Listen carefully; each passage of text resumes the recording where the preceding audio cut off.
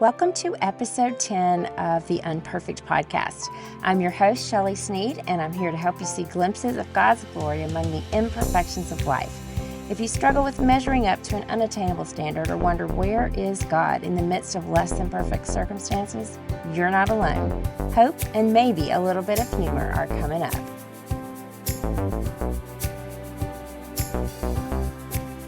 We're all familiar with the infamous back-to-school supply list that teachers give every year. And this is not a post to bash teachers and their supply list. I totally get why they ask for what they need.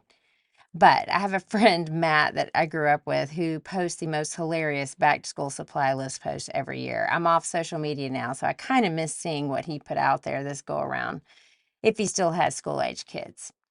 But anyway, one year on my blog, I put out a mom's back to school supply list, and I decided to revisit it today on the podcast. Because even if you're not a mom or like me, you don't have crazy amounts of supplies you're buying for an elementary age kid, some of these supplies make great metaphors for some habits and routines we may want to have in place in our homes this fall.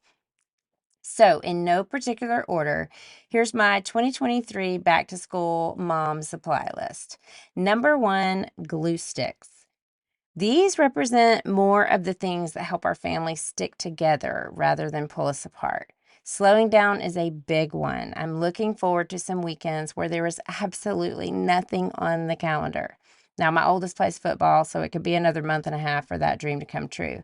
But seriously, filling every minute of every day is not good for our kids or for their parents. We want times for family fun and reflection. Those are going to be important, as well as date nights for my husband and I, something we've never been very consistent about, but we know is key to good communication in our marriage.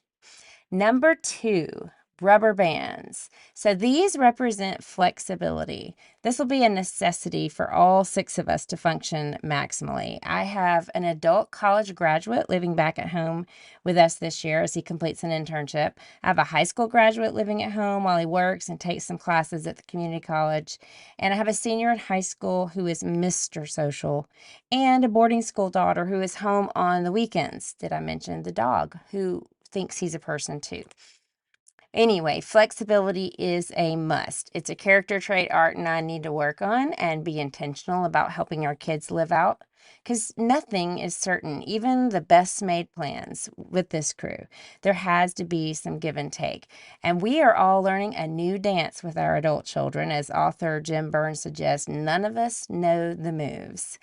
So we're trying to be flexible there also as we navigate this new norm while occasionally stepping on each other's toes. So definitely going to need the flexibility of those rubber bands.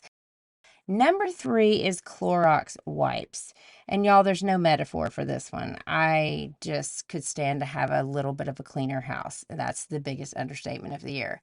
Comedian Leanne Morgan coined one of my favorite quotes of all time. When asked about her house cleaning practices, she replied in her very thick Tennessean accent, "I'm fun. Fun people don't clean."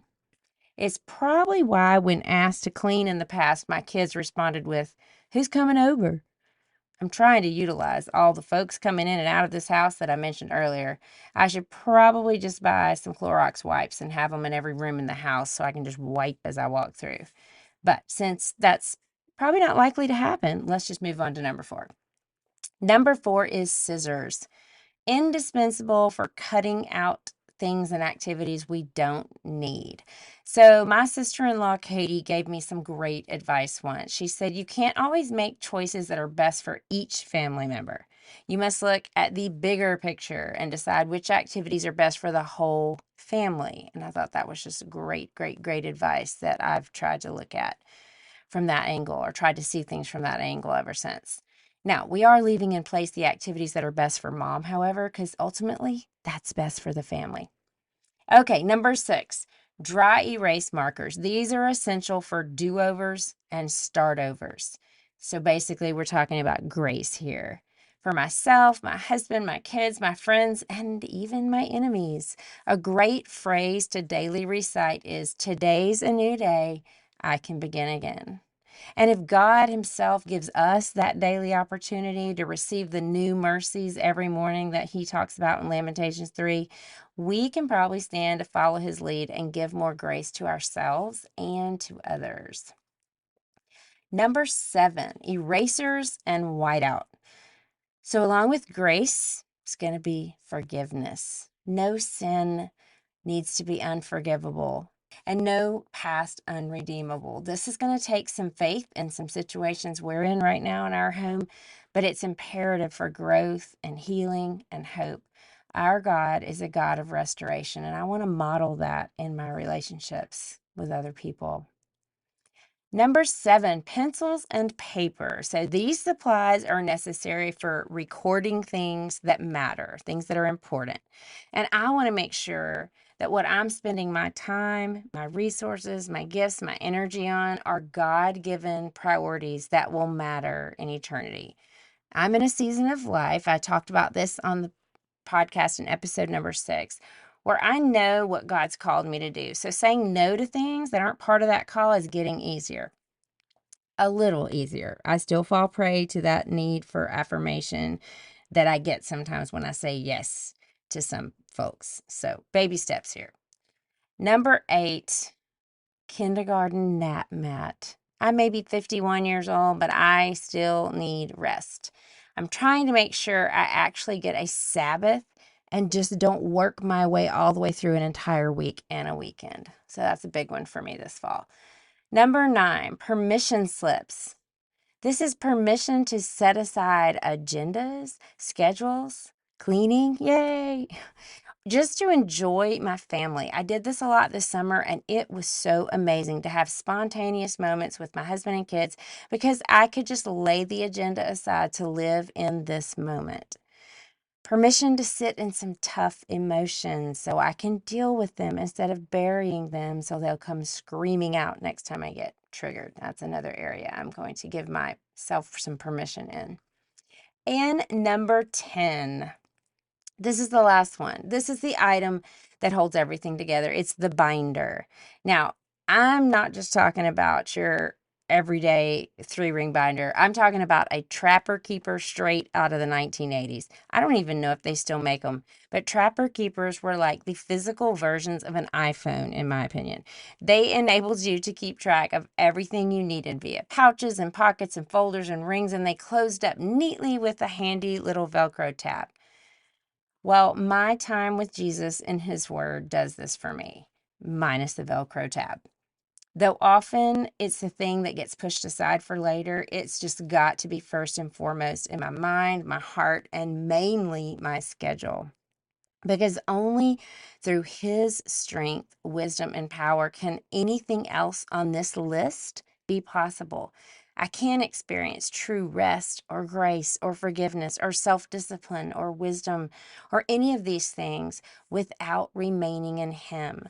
John 15:5 makes it clear that when I'm remaining in him, I will bear much fruit, but without him, I can do nothing. And it doesn't say I can do less. It says absolutely nothing without him. So I hope this gives you some ideas of back to school priorities you might want to make for yourself or your family. Why wait until New Year's to audit our habits to know if they're lining up with our priorities? Let's get a head start on them this fall. And maybe, just maybe, I'll even clean something this week. I don't know. We'll see. Thanks for joining me today on the Unperfect Podcast. Check out the show notes for a written form of this episode in the form of a blog post on my website. That's www.shelleysneed.com. You can also subscribe to receive a bi-monthly newsletter from me straight to your inbox. And lastly, I've got a free resource for you called The Unperfect Promises of God. It's a printable download of 5 biblical meditations to encourage you as you're living in the now and the not yet that I mention often here on the podcast. So check out the show notes for a link to that, and it's yours free.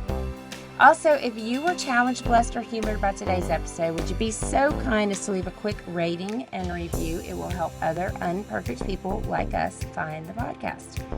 I'm praying you have a blessed week and are able to see glimpses of glory in the now and the not yet of your unperfect life.